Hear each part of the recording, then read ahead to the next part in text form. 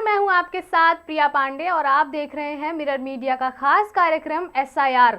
जी हां, जिसमें हम आपको बताते हैं SIR से जुड़े तमाम तथ्य और एक हफ्ते में जो भी जानकारियां हुई हैं या जो भी अपडेट्स हुए हैं SIR को लेकर, उसके बारे में हम गहन तौर पर चर्चा करते हैं। SIR यानी स्पेशल इंटेंसिव रिवीजन, चुनाव आयोग द्वारा मतदाता सूची को अपडेट और शुद्ध करने की प्रक्रिया, जिसका उद्देश्य फर्जी, मृत या डुप्लीकेट नाम हटाना और नए मतदाताओं को जोड़ना होता है। इस सप्ताह कई महत्वपूर्ण अपडेट सामने आए। चुनाव आयोग के अनुसार पश्चिम बंगाल में लगभग 7,44,000 नए पंजीकरण फॉर्म जमा हुए हैं, जिसमें फॉर्म 6 और 6A प्रमुख हैं। साथ ही बड़ी संख्या में फॉर्म 7 और फॉर्म 8 भी जमा हुए, जो नाम हटाने और संशोधन से जुड़े हैं। ड्राफ्ट सूची में 58 लाख से अधिक नाम हटाए जाने की खबर ने राजनीतिक हलचल बढ़ा दी।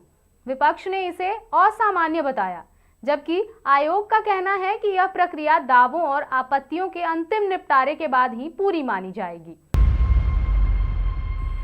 इससे जुड़ी मुख्य बातें ये हैं कि लाखों नए पंजीकरण आवेदन जमा हुए, बड़ी संख्या में नाम हटाने के आवेदन आए, अंतिम सूची से पहले आपत्तियों की सुनवाई की गई, हटाए गए नामों की संख्या पर राजनीतिक सवाल खड़े हुए।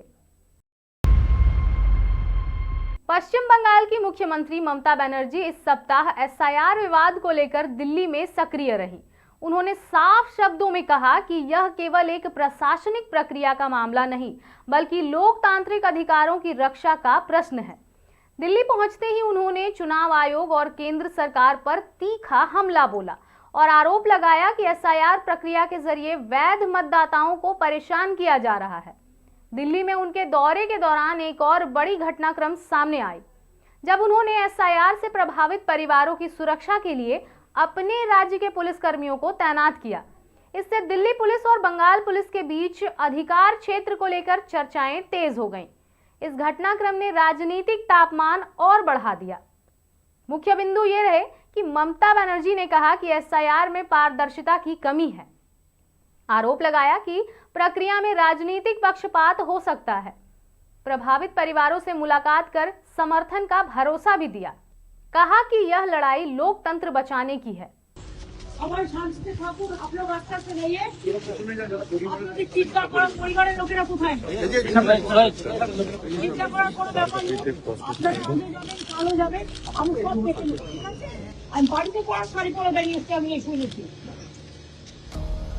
আমাকে অত দুর্বল ভাবার কোনো কারণ নেই, ঠিক আছে? আপনারা নিশ্চিত থাকুন, ওদের দেখভাল করে রাখুন, ওদের যেন কোনো ত্রুটি না হয়। ওরা আমাদের, আমরা অনেক দূর দূর থেকে নিয়ে এসেছি, ওরা আমাদের শহীদ পরিবারের সব, ঠিক আছে? ভালো থাকুন, দেখে রাখুন। दिल्ली में ममता बनर्जी ने मुख्य चुनाव आयुक्त से मुलाकात की। बैठक के दौरान माहौल तनावपूर्ण बताया गया और बैठक के बाद मुख्यमंत्री ममता बनर्जी ने आरोप लगाया कि उन्हें अपमानित किया गया। उन्होंने कहा कि उनकी चिंताओं को गंभीरता से नहीं सुना गया। इसी बीच इस सप्ताह सुप्रीम कोर्ट में SIR विवाद पर सुनवाई की तैयारियां तेज हो गईं। ममता बनर्जी की याचिका भी इसमें शामिल है। यह सुनवाई केवल बंगाल ही नहीं, बल्कि पूरे देश में मतदाता सूची संशोधन की प्रक्रिया पर प्रभाव डाल सकती है। इससे जुड़े मुख्य बिंदु की अगर हम बात करें तो चुनाव आयोग से विस्तृत समीक्षा की मांग हुई, सुप्रीम कोर्ट में याचिका दाखिल, पारदर्शिता और प्रक्रिया की वैधता पर सवाल उठाए गए। अदालत के निर्देशों की राष्ट्रीय प्रभाव संभव है।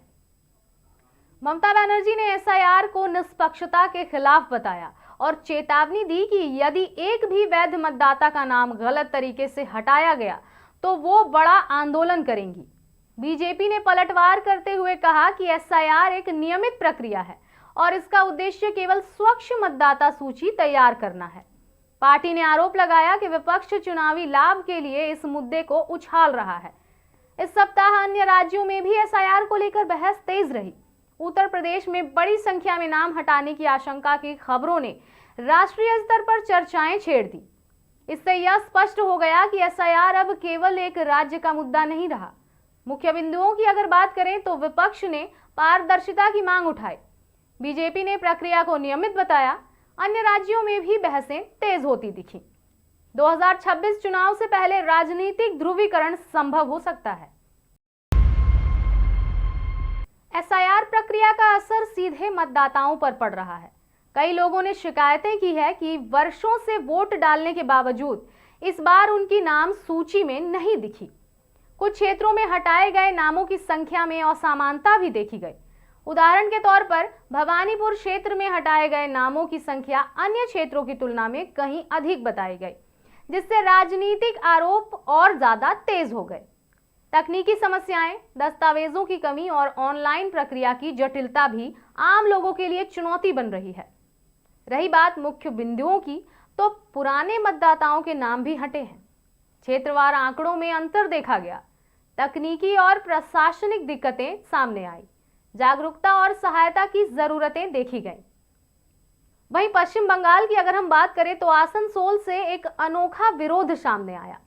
स्पेशल इंटेंसिव रिवीजन यानी एसआईआर प्रक्रिया के तहत सुनवाई के लिए बुलाए जाने का विरोध जताते हुए कांग्रेस पार्षद एसएम मुस्तफा बैंड बाजे के साथ सुनवाई केंद्र पहुंचे। आसनसोल के एनसी लाहिड़ी हाई स्कूल में बने सुनवाई केंद्र पर उनके इस प्रदर्शन ने सबका ध्यान खींचा। मुस्तफा ने आरोप लगाया कि एक निर्वाचित जनप्रतिनिधि को सुनवाई के लिए बुलाना अपमानजनक है। उन्होंने कहा कि एसआईआर प्रक्रिया के नाम पर आम लोग, खासकर बुजुर्ग और बीमार मतदाता, बार बार केंद्रों के चक्कर लगाने को मजबूर हैं। उनका आरोप है कि 80 से 90 साल के लोगों को भी कोई छूट नहीं दी जा रही। बैंड बाजे के जरिए विरोध का कारण बताते हुए उन्होंने कहा कि यह चुनाव आयोग की मरी हुई विवेक बुद्धि का प्रतीक है। मुस्तफा ने यह भी दावा किया कि सुनवाई प्रक्रिया में व्यस्त रहने से बीएलओ कर्मी परेशान हैं और नगर निगम की सफाई व अन्य सेवाएं भी प्रभावित हो रही हैं। जैसा कि आप जानती हैं, एसआईआर चल रहा है, उसके चलते हम लोग रात दिन आम लोगों का सेवा के लिए काम कर रहे हैं, खट रहे हैं। मगर हमको हैरानी तब हुई जब हम लोगों को नोटिस मिला। चूँकि हम इस वार्ड का काउंसलर भी इलेक्टेड पर्सन है, तो हेयरिंग में हमको आज जाना पड़ा। तो इसलिए बैंड बाजा के साथ में हम लोग गए ताकि इलेक्शन कमीशन तक आपका माध्यम से मैसेज मिल जाए। जिस तरीके से आप देखे होंगे हिंदुस्तान में कुछ बुजुर्ग लोग जो मर जाता है, जिसका एक रीति रिवाज होता है, उसमें बुजुर्ग लोगों को बैंड बाजा का शासन ले कर जाया जाता है। तो हम लोग आज लेकर के गए कि इलेक्शन कमीशन का बुद्धि और विवेक मर चुका है। जिस ढंग से आम लोग हैरान और परेशान हो रहे हैं, जिस तरीके से पेशेंट बीमार जिनका हार्ट का ऑपरेशन होया हुआ है, जिन लोगों का पैर का घुटने से चल नहीं होता, वो कतार में लगा हुआ है, लाइन में लगा हुआ है। तो ये जो हैरानी परेशानी हो रहा है, और जो दूसरे राज्यों में इलेक्शन होगा उस राज्यों में इस ढंग से एसआईआर ना कराए ताकि आम जनता हैरानी और परेशानी ना हो। इसके लेकर करके हम लोग आज बैंड बाजा का सहारा लेकर करके इलेक्शन कमीशन तक ये मैसेज जाए कि हम लोग एक चुने हुए जनप्रतिनिधि इलेक्टेड पर्सन को भी हेयरिंग में जाना पड़ा। केंद्र सरकार और चुनाव आयोग की कार्यप्रणाली पर सवाल उठाते हुए उन्होंने कहा कि यह विरोध आम जनता की आवाज को सामने लाने के लिए है।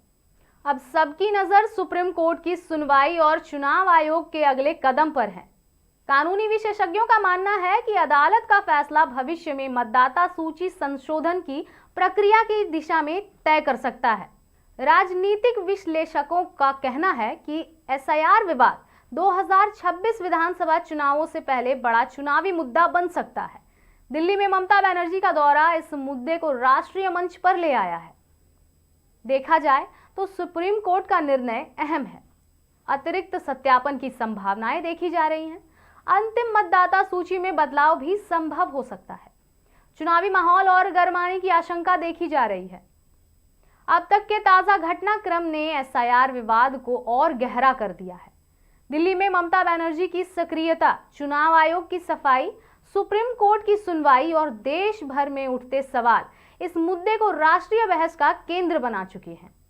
लोकतंत्र में मतदाता सूची की शुद्धता जितनी जरूरी है, उतनी ही जरूरी है हर नागरिक के मताधिकार की रक्षा। अब यह देखना होगा कि आने वाले दिनों में यह सियासी संग्राम किस दिशा में जाता है और देश की राजनीति पर इसका क्या असर पड़ता है। फिलहाल एसआईआर से जुड़े तमाम अपडेट्स हम आप तक यूं ही पहुंचाते रहेंगे और आज के इस एपिसोड में इतना ही।